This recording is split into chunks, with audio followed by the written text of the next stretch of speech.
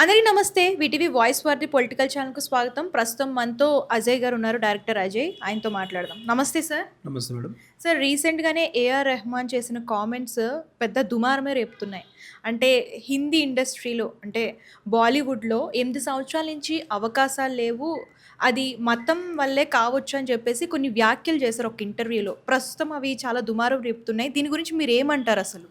ముఖ్యంగా రెహమాన్ గారికి చెప్తున్నాను. మీకు బుద్ధి లేని మాటలు ఫస్ట్ మీరు మాట్లాడకండి. ఎందుకంటే ఒక మనిషికి మినిమమ్ ఎథిక్స్ లేనటువంటి వ్యక్తి ఫస్ట్ నువ్వు.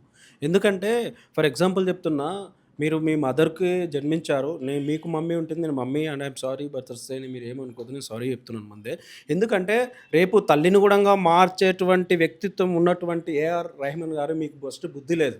అవకాశాలు లేవు. ఇదొక మత పిచ్చి నడుస్తుందని చెప్పి అనడానికి మీకు సిగ్గుండాలి. మత పిచ్చి ఉన్నటువంటి ఇదే భారతదేశంలో ఎంతోమంది భారతీయులు, ఎంతోమంది హిందువులు నీకు పెద్ద ఫ్యాన్స్ ఉన్నారు. ఏఆర్ రెహమాన్ అని చెప్పి పేరు పెట్టుకున్నా కూడంగా మీ పాటలను ప్రతి ఒక్కరు హిందువులు వింటున్నారు.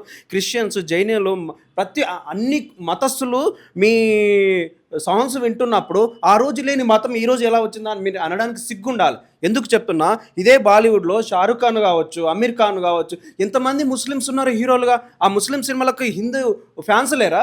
ఈరోజు మీకు ఇప్పుడు ఫర్ ఎగ్జాంపుల్ చెప్తున్నా, సెలయేరు ఉంటుంది. ఒక బావిలో కొత్త నీళ్ళు వస్తుంటే పాత నీళ్ళు వెళ్ళిపోతాయి అంటారు. ఈ జీవితం మొత్తానికి మీరే ఏఆర్ రెహమాన్గా మీరే పేరు ప్రఖ్యాతలు పొందితే మరి వచ్చే వాళ్ళకు అవకాశాలు ఎవరిస్తారు? మీకు ఈరోజు మీ ఏజ్ అయిపోయింది, మీ గేజ్ అయిపోయింది, మీ టైం అయిపోయింది. ప్రతి జీవితంలో ఒక మనిషి పుట్టుక ఎంత ఇంపార్టెంటో చచ్చడం అంతే ఇంపార్టెంట్. నీకు పేరు ప్రఖ్యాతలు వచ్చి మంచి ప్రశంసలు కులిపినప్పుడు ఆ రోజు మతం నీకు గుర్తుకు రాలేదా? ఈరోజు గుర్తుకొస్తుందా? ఆ రోజు ఈరోజు ఇండస్ట్రీలో చాలామంది ముస్లిమ్స్ ఉన్నారు, క్రిస్టియన్స్, అన్ని మతస్థులు హీరోలు ఉన్నారు ఈరోజు. అదే విధంగా కూడా ఇప్పుడు అమీర్ ఖాన్ ఉన్నారు. హిందువులు ఎంతమంది సపోర్ట్ లేరు? షారుఖ్ ఖాన్ ఉన్నాడు, సల్మాన్ ఖాన్ ఉన్నాడు. కేవలం ఒక 25% మాత్రమే మీరు ఇండియాలో ఉన్నారు. మిగతా వాళ్ళు ఇక్కడ అన్ని మతస్థులు 75% పాపులారిటీ ఉన్నటువంటి హిందూ దేశంలో ఈరోజు సల్మాన్ ఖాన్ నిలబడి ఒక స్టార్ అయి నిలబడి దొక్కాడంటే అది కేవలం హిందూ ఫ్యాన్స్ వల్లనే.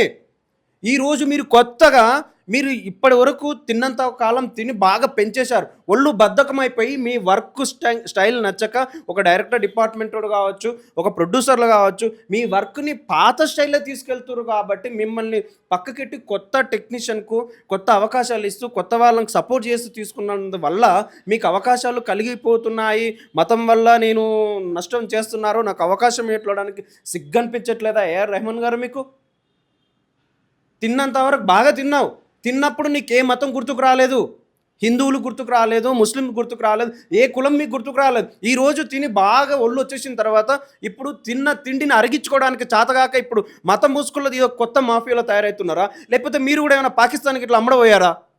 పాకిస్తాన్కి అమ్మడపోయినోడివి నువ్వు. ఎందుకు చెప్పనా, మీరు ఏ రోజైతే హిందూ మతాన్ని వదిలేసి ముస్లిం మతంలోకి వెళ్ళి అక్కడ ఉన్నటువంటి ఎన్నో భావోద్వేగాలను ఒక పాట రూపకంగా హిందువుల మీద మీ క్రష్ తీర్చుకొని మోసం చేసిన రోజు కూడా మీరు సిగ్గులేనటువంటి వ్యక్తిత్వంతో ఈరోజు మతం మార్పిడి పైన మతం వల్ల, బీజేపీ వల్ల, హిందుతత్వం వల్ల చెప్పడానికి సిగ్గుండాలి ఏఆర్ రెహమాన్ గారు మీకు.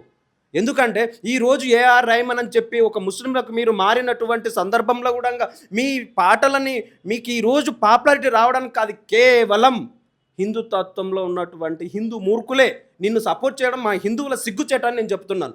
ఎందుకంటే ఏఆర్ రెహమాన్ అని చెప్పి పేరు పెట్టినప్పుడు ఇది ముస్లిం వాళ్ళ పాట అని చెప్పేసి మీ పాటను ఎక్కడ అనగదొక్కలేదే, మీ పాటను ఎక్కడ కాలు కింద తొక్కలేదు కదా.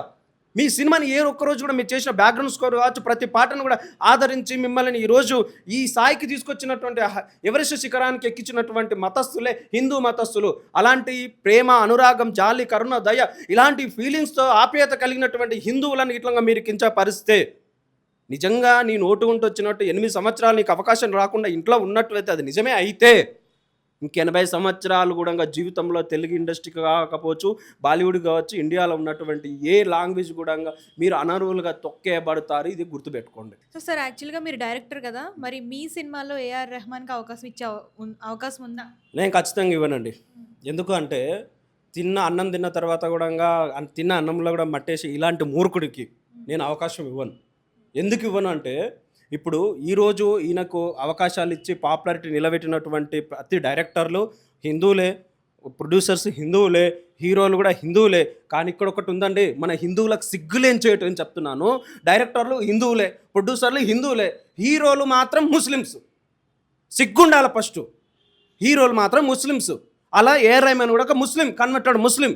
సిగ్గు లేకుండా ఆ రోజు కూడా ఇంకా మరి ఇంతమందిని ఆదరించి మీ ప్రేక్షకులకు అన్నం పెట్టి ఈరోజు మీకు స్టార్డమ్ వచ్చి నిలదొక్కున్న అంతా హిందువుల వల్లనే. ఒక డైరెక్టర్గా నేను చెప్తున్నాడు మేము డెఫినెట్లీ మాత్రం ఏఆర్ రెహమాన్ లాంటి వాళ్ళు కూడా రేపు ఇట్లాంటి కన్వర్టెడ్ ఉండి ఇతరుల మతస్థులని కించపరుస్తూ ఇతరులను కూడా బాధ పెడుతున్నటువంటి వ్యక్తులకు నేను కాదు, ఏ ఒక్క హిందూ మతస్థులు కానీ ముస్లిం వాళ్ళు కూడా చాలా గొప్పవాళ్ళు, నేను వాళ్ళని తప్పనట్లేదు. కానీ మత పిచ్చి కలిగించి పాకిస్తాన్కు అమ్ముడైనటువంటి ఏఆర్ రెహమాన్ గారికి మాత్రం నేను ఖచ్చితంగా ఎలాంటి అవకాశం ఇవ్వనంటే ఇవ్వను. హలో అండి, వీటీవీ సబ్స్క్రైబ్ చేయండి. హాయ్ అండి, this is actor Suman. So వీటీవీని లైక్ చేయండి, షేర్ చేయండి, సబ్స్క్రైబ్ చేయండి. Hi hello, I'm Shashirekha, Miss India. So వీటీవీని లైక్ చేయండి, సబ్స్క్రైబ్ చేయండి, షేర్ చేయండి. ఏమైనా డౌట్స్ ఉంటే కామెంట్ బాక్స్లో కామెంట్ చేయండి. Thanks for VTV.